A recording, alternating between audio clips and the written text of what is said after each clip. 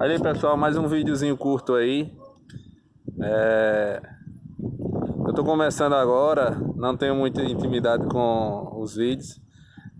Desculpa aí, os vídeos está curto e não tem muita qualidade por enquanto, mas eu vou estar melhorando em breve, ficando mais,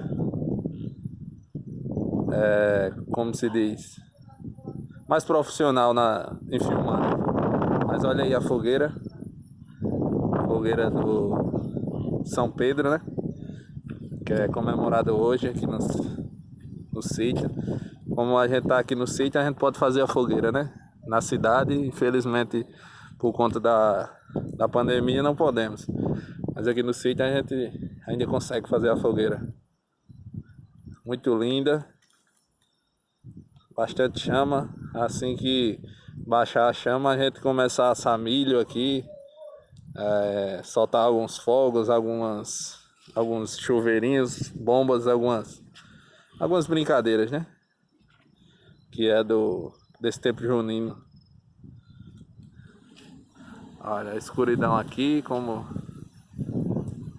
fica a noite.